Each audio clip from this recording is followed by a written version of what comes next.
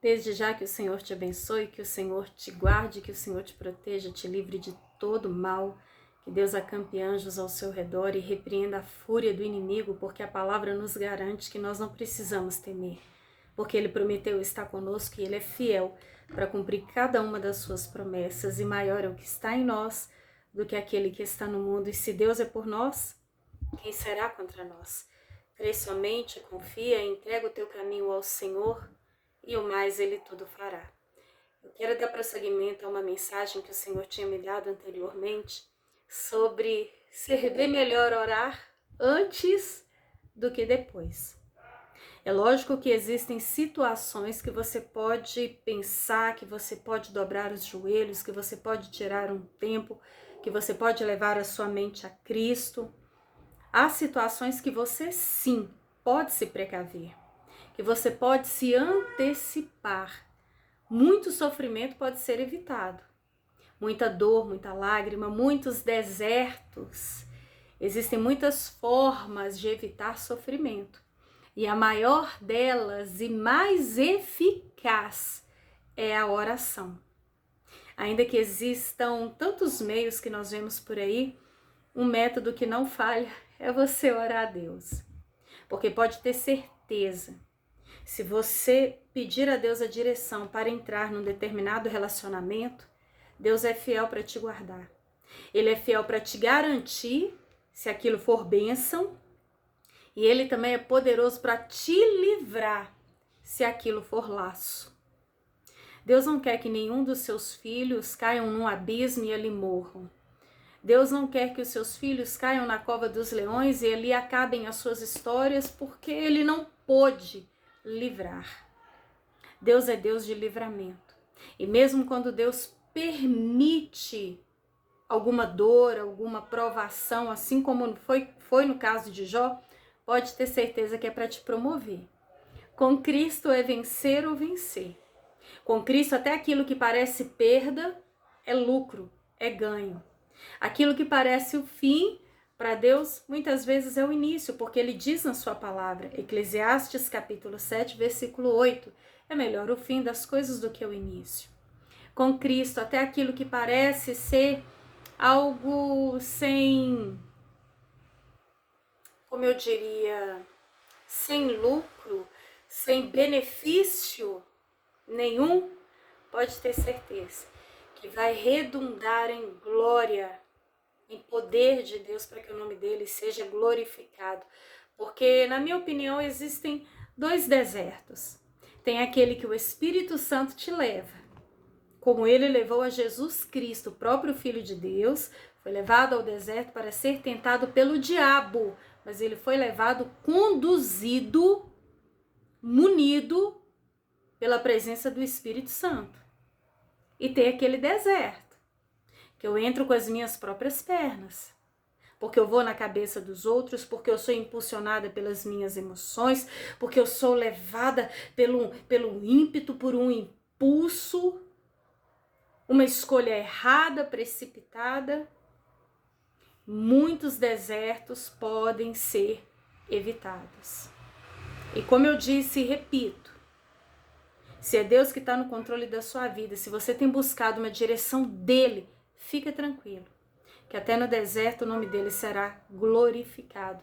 Então, para dar prosseguimento à mensagem que o Senhor me deu anteriormente, eu quero pegar alguns exemplos sobre situações bíblicas que, se tivesse orado antes, teria evitado muita dor e sofrimento. A primeira delas é Eva. Eu até anotei algumas passagens aqui. E primeiro eu quero falar sobre Eva.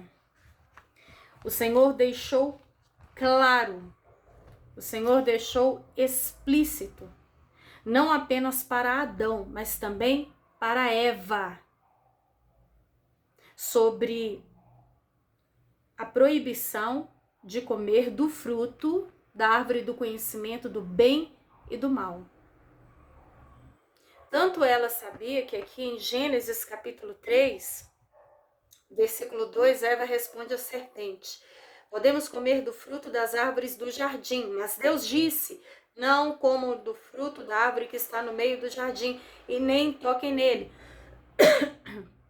Do contrário, vocês morrerão. Disse a serpente à mulher: com certeza vocês não morrerão.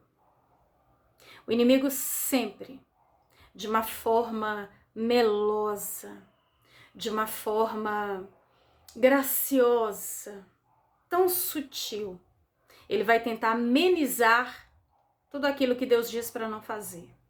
Não tem problema, tem nada a ver, fica tranquilo, não vai dar em nada. Não, fica calmo, pode.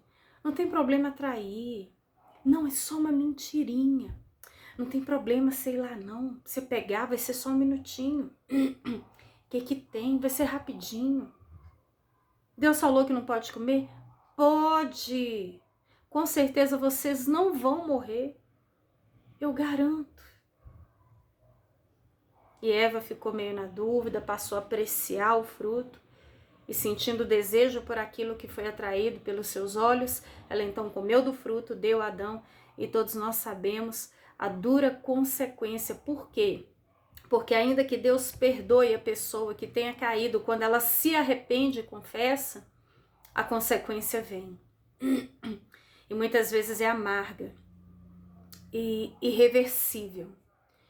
E nós vemos aqui claramente que Eva sabia que não poderia ter comido do fruto. Agora imagina se Eva, ouvindo a serpente, sabendo da vontade de Deus, ela primeiro orasse. Deus, porque Deus, ele se comunicava com eles. Deus, a serpente disse que nós não vamos morrer se nós comermos do fruto. Eu acredito nela? Eu fiquei na dúvida. O Senhor falou para não comer, mas ela falou que eu posso comer. Por favor, fala comigo. Deus teria ou não falado com Eva? Eu creio que sim. Porque Deus, ele tinha livre acesso de estar com eles no jardim. E Eva foi na cabeça da serpente. Outro exemplo, Josué. Exatamente no livro que leva o seu nome, Josué capítulo 9. Contudo, versículo 3, quando os habitantes de Gibeon, os gibeonitas, souberam que Josué tinha feito com Jericó e a cidade de Ai, recorreram a um ardil, a uma trama, a uma sutileza, a uma mentira. Enviaram uma delegação trazendo jumentos carregados de sacos gastos e vasilhas de couro velhas, rachadas e remendadas. Os homens calçavam sandálias gastas e remendadas e vestiam roupas velhas. Todos os pães do suprimento deles estavam secos e esmigalhados. Foram a Josué no acampamento de Gilgal e disseram a ele, aos homens de Israel: viemos de uma terra distante. Queremos que façam um acordo conosco. E o que aconteceu? Eu imagino, por esse acordo que Josué fez sem orar, que ele foi levado por aquilo que ele viu. Os pães endurecidos, os pães já secos, esmigalhados, as roupas gastas. Josué via ali as vasilhas de couro velhas, os sacos gastos, as roupas rachadas, as sandálias gastas, roupas remendadas, e assim como nos dias de hoje, muitas vezes por aquilo que nós vemos ficamos com dó. Só que nem tudo que tem aparência de piedade realmente necessita de piedade. Em 2 Timóteo capítulo 3, quando fala da impiedade dos últimos dias, fala exatamente sobre homens que fingiriam aparência de piedade, mas negando o seu poder. Sabe aquela situação que a pessoa tem cara de coitado? Mas de coitado não tem nada? É um lobo, esperando apenas uma porta ser aberta e um convite: vem, pode entrar. Fica à vontade na minha casa. Pode ficar à vontade.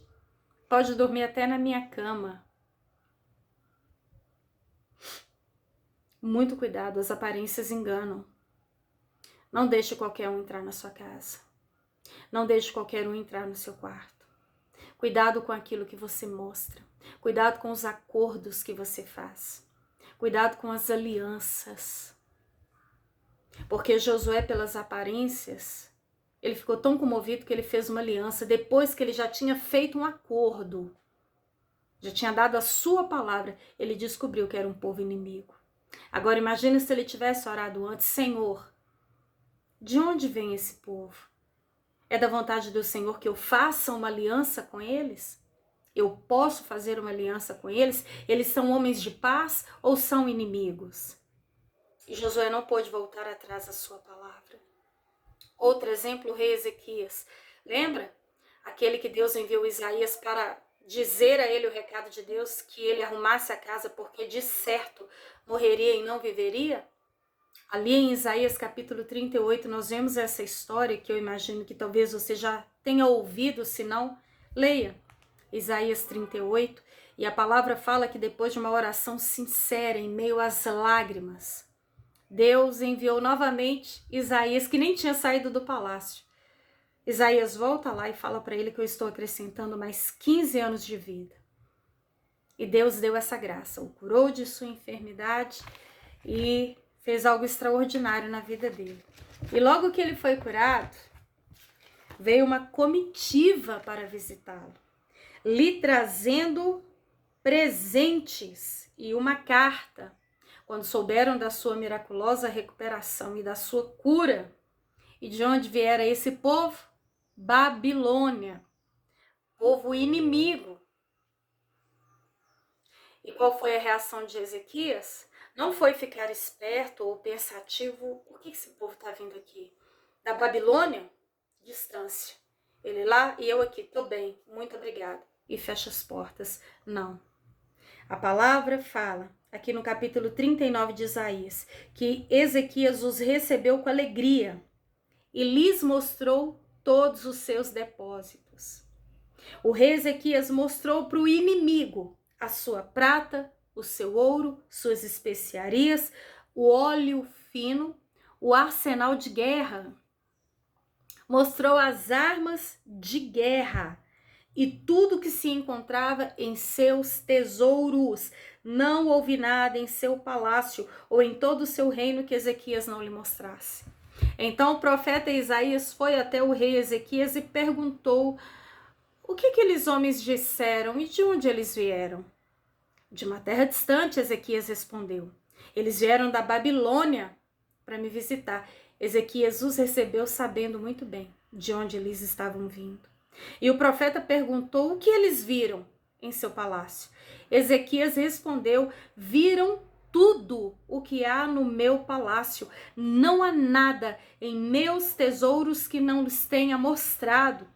Então Isaías disse ao rei Ezequias: ouça a palavra do Senhor dos Exércitos. Um dia, tudo o que há em seu palácio, bem como tudo o que os seus antepassados acumularam até hoje, será levado para a Babilônia. Nada ficará, diz o Senhor. E alguns dos seus próprios descendentes serão levados e se tornarão eunucos no palácio do rei da Babilônia. E sabe qual foi a reação de Ezequias? É boa essa palavra que você falou? Porque ele pensou: haverá paz e segurança enquanto eu viver. Sabe quando parece que a pessoa tá sem noção? Cega? Dormindo? Variando? Ele abre a porta para o inimigo, mostra todos os seus bens. O profeta vem e fala que tudo vai ser levado e ele ainda... Oh, essa palavra é boa. Como assim? Faltou vigilância. Faltou até mesmo ele ter aquela sensibilidade: Senhor, eu deixo entrar no meu palácio ou não? Eu falo com vocês, eu já tive visitas que tocaram a minha campainha e eu atendi no portão. Deus não me tocou para chamar para entrar. Eu não deixo qualquer um entrar na minha casa. Não. Não deixo. Nós precisamos vigiar mais. Precisamos estar alertas, atentos. E perguntar: Senhor, é da sua vontade que essa pessoa entre na minha casa? É da sua vontade que eu lhe mostre aquele presente que eu ganhei? É da sua vontade que eu lhe mostre talvez alguma coisa, uma roupa, um bem? Porque quando você ora antes, certamente o Senhor te dará livramento e o direcionamento. Se é ou não para você fazer, para você mostrar, para você ir, para você permitir, para você se abrir. Eu falei isso no primeiro vídeo e falo agora, cuidado com o que você fala, com quem você fala. Muito cuidado. Nós perdemos muitas vezes por confiar no nosso próprio coração. Porque aqui no livro de Jeremias, capítulo 17, versículo 9, a palavra fala que o coração é mais enganoso que qualquer outra coisa e a sua doença é incurável. Quem é capaz de compreendê-lo? E no 10 o Senhor fala, eu sou o Senhor que sonda o coração e examina a mente para recompensar a cada um de acordo com a sua conduta, de acordo com as suas obras. Nós precisamos tomar muito cuidado, esse negócio de, ai, meu coração tá sentindo. Meu coração tá sentindo de casar com esse príncipe. Meu coração tá sentindo de fazer uma aliança com fulano. Meu coração tá sentindo de chamar ela para dormir aqui em casa. Só que eu vou ter que sair, ela vai ficar sozinha com meu esposo. O que os olhos não vê, o coração não deseja. Toma muito cuidado.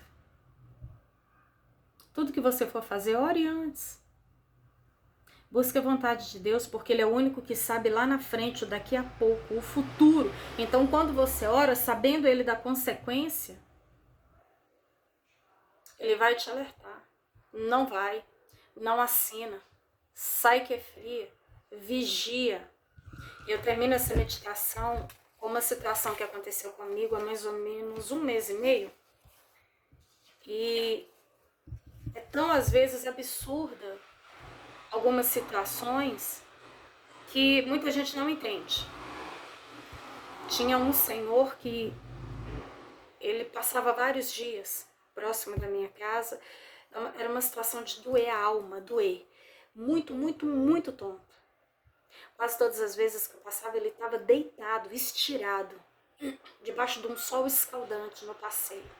Sujo, e a garrafa de pinga sempre do seu lado. Era uma situação de machucar a alma. Lembra que eu te falei dos gibeonitas? E me recordo uma vez que eu estava até indo para a igreja, para o culto, era uma segunda-feira, e estava uma chuva torrencial. E quando eu passei perto dele, eu na hora não tive reação nenhuma. Eu estava de moto e eu não podia nem parar naquele lugar, e quando eu olhei para aquele homem, a chuva descendo, que ele estava sentado, parece que desmaiado, desacordado, e a chuva descendo sobre ele. Aquela situação que dá vontade de pegar e falar, vem cá, deita na minha cama, por favor, eu vou te dar o meu cobertor, toma banho no meu chuveiro. Gente, Deus sabe do coração da gente. E eu cheguei na igreja, eu fiquei tão incomodada que eu cheguei a comentar que dá vontade de pegar e trazer para casa. E por algumas vezes eu passei por ele, eu dei um pão, eu dei uma palavra, eu conversei, dei atenção. E quando foi um dia, eu estava aqui em casa, ele estava próximo daqui, e no sol, deitado, apagado, e era horário de almoço. E aquilo mexeu tanto comigo que na hora eu pensei, de mim, Luciana, eu nem tinha orado. Eu só pensei, Senhor, eu vou fazer um prato, vou colocar um suco, vou pegar o meu melhor, eu vou levar lá. Eu preciso fazer alguma coisa, é o mínimo que eu posso fazer, ajudá-lo. E às vezes a gente não entende as coisas que acontecem. As coisas de Deus a gente não entende. Por quê? Quem vê cara não vê coração. Só que naquela hora que eu tava no impulso, que eu vou fazer, eu vou lá, eu tenho que fazer, eu tenho. Eu dobrei os meus joelhos e eu orei. E eu falei, Senhor, Não me custa dar um prato de comida para ele. Mas eu não conheço o coração dele. O Senhor sabe o porquê dessa situação, porque ele está passando por isso, o propósito do Senhor nessa situação, porque Deus sabe o motivo de cada um. E às vezes é até uma permissão de Deus na vida daquela pessoa. Já vi muitas situações assim. E eu orei, eu pedi tanto a Deus, e Deus não me permitiu ir ajudá-lo. Não que Deus quisesse que ele morresse de fome, mas como os gibeonitas. Muitas vezes a gente não sabe o que a partir daquilo vai acontecer. A gente não sabe. Porque se depender de mim, eu já tirei minha blusa de frio e dei para os outros. Não estou falando isso aqui para ganhar vantagem, não. Já tirei dinheiro e dei, comida e comprei, fiz compra, né, de alguma forma. Então eu sou muito levada, porque mexe com a gente.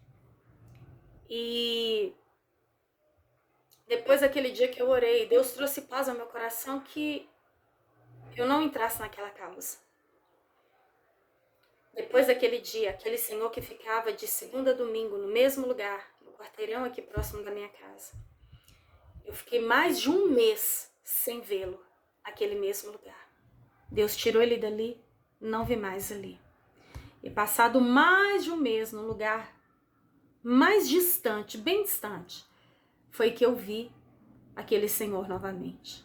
E Deus me lembrou da oração que eu fiz, e Deus me tocou que foi ele que tirou ele dali e levasse para um outro lugar. A gente não entende. É como aquela situação que no início é as mil maravilhas, é um paraíso, entre aspas, é um príncipe, é a mulher perfeita, é o investimento perfeito, é isso que vai mudar minha vida, e lá na frente, muitas vezes dá até em morte. Ore antes. Peça a Deus para abrir os seus olhos, os seus ouvidos, porque quem vê cara não vê coração. Nem tudo que reluz é ouro. Nem todo mundo que fala de Deus, de fato, crê em Deus e teme a Deus, de fato serve a Deus. Nem todo mundo que fala com amor no princípio vai terminar a história amando. Não é à toa que Jesus fala: vigiai e orai.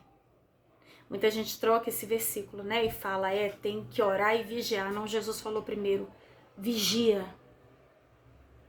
Vigia, abre o seu olho. Nem todo mundo que diz que te ama, te ama. Nem todo mundo que pega na sua mão e sorri para você te admira de verdade. Nem todo mundo que tá dentro da sua casa tá ali porque te ama. Muitas vezes tá ali já pensando em tomar o seu lugar. Abre bem o seu olho, busca o Espírito Santo de Deus, ele vai te dar discernimento, ele vai te direcionar. O coração é enganoso, eu já fui enganada várias vezes, é o que mais a gente vê hoje. Tantos golpes por aí, ore, não vá pela oferta. Toma muito cuidado e vigia, e Deus vai te alertar e te livrar. É melhor orar antes do que depois. Amém?